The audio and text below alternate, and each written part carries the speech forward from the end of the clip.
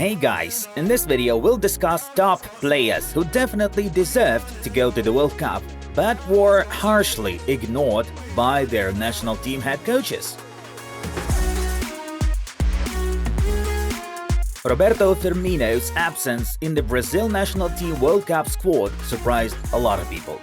Despite the fact that the Liverpool forward frankly failed the last couple of seasons, he managed to restart his career at Anfield in this campaign, producing wonderful results. Bobby scored 8 goals and provided 4 assists in 19 matches in all tournaments. Firmino was reinstated in the Merseyside starting lineup and did everything that depended on him to go to the World Cup in Qatar. However, unfortunately, Brazil head coach Tite decided that this wasn't enough. Firmino's spot was taken by Richarlison from Tottenham. This looks very weird, even just because Roberto's playing functionality is much broader and it could have been much more useful for Seleção. And besides, Richarlison is a substitution player at Tottenham and he hasn't shown something extraordinary too often this season. Plus, he's injured right now, and the stats in this battle is also clearly in Firmino's favor. Anyway, it's hard to understand what the Brazil coaching staff was thinking, having decided to ignore Roberto.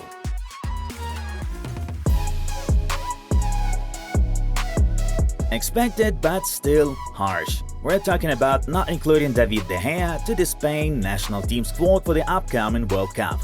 The Manchester United goalkeeper hasn't played once for Luis Enrique's Furia Roja. The coach isn't okay with De Gea's recurring mistakes and his feet play limitation. Such goalkeepers as Unai Simon, who plays at Athletic Bilbao, Robert Sanchez from Brighton, and Brentford's David Raya are higher on the current national team's entrenador's wish list than David.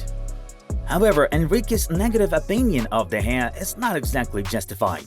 DDG has really made a lot of different mistakes over the recent years at United, but that never turned into something constant. On the contrary, defenders fail David more often than he fails them. This season, the Spaniard saved the Red Devils from conceding goals with his mesmerizing saves more than once. Right now, De Gea is 4th in clean sheets in the Premier League, and that's an obvious proof that he was discarded too early. At the World Cup, David could have helped Spain with his experience at least from the bench and in the locker room, but Enrique was against it. His faith in the youth pleases, but no one has yet been hindered by experienced veterans, to whom De Gea can already be safely attributed. So Luis should have given David a new chance.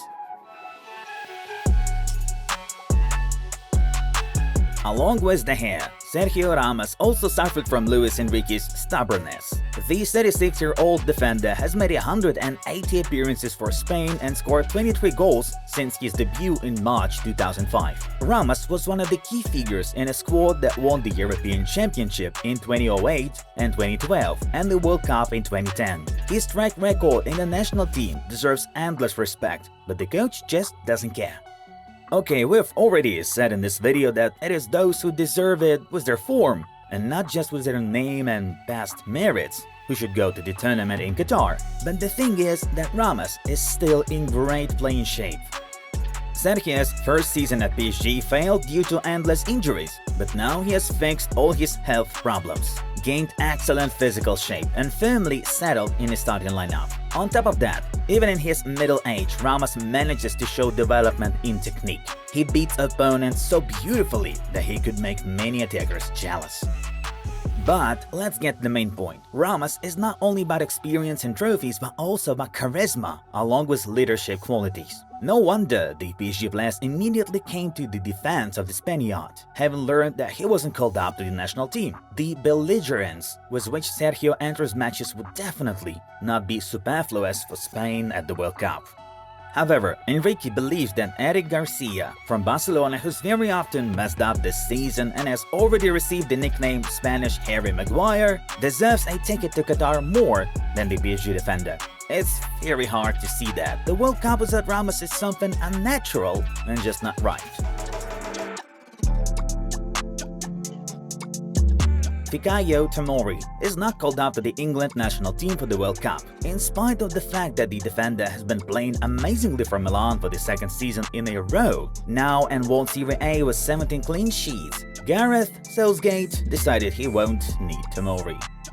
After the England squad had been announced and the Three Lions fans had seen that Fikayo was not in it, posts with the hashtag Justice for Tomori spread all over social media. The fans were not happy that Harry Maguire from Manchester United, who was going through one of the worst periods of his career, was called up instead of the Milan player. And reacting to the dissatisfaction of the fans, Southgate gave a very strange explanation. We have picked our more experienced defenders. The younger ones have good qualities, but we don't think they have quite done enough to push the experienced ones out. Maguire is one of our best central defenders. There is a perception among English fans that Southgate simply doesn't follow other leagues and is most often unfair to players who don't play for teams not from the Premier League Big Six. How else would you explain the fact that Maguire allegedly deserved a place in the squad more than Tomori? Harry makes a lot of mistakes this season, and it's no coincidence that he ended up in the Man United reserve. He's ridiculed and criticized mercilessly, while Fikayo wins the hearts of the audience. So, does that mean that only name and fame are important to Southgate? The manager's unclear decision crosses out Tomori's diligence. This guy just doesn't deserve that.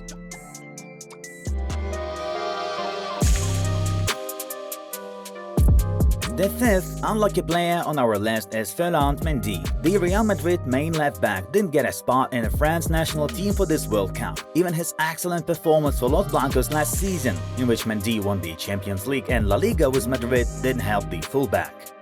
In case you forgot, folks, without Ferland, Real would have been buried for sure in the second leg of the semi-final against Manchester City. In the 87th minute into the game, when the Royal Club was already down 0-1, Jack Grealish went one-on-one with the goalkeeper and shot straight on the goal, but Mendy kicked the ball out of the line at the very last moment. This helped Real equalize 3 minutes later and eventually snatch the win that took them to the UCL final.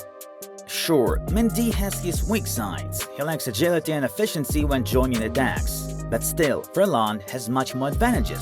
The only problem is that the French roster is full of talents and you could easily gather 2 or 3 teams out of equally strong footballers. Considering the super shape of Milan left defender Theo Hernandez, Mendy unfortunately is of no need for Les Bleus. Although having such a performer as a backup wouldn't have hurt. Tough luck for French stars. Guys, tell us in the comments what other players, in your opinion, were unfairly left out of the World Cup squad. And also don't forget to hit the like button if you enjoyed our video. Thank you all for watching and have a good one. The World Cup is right around the corner. Bye.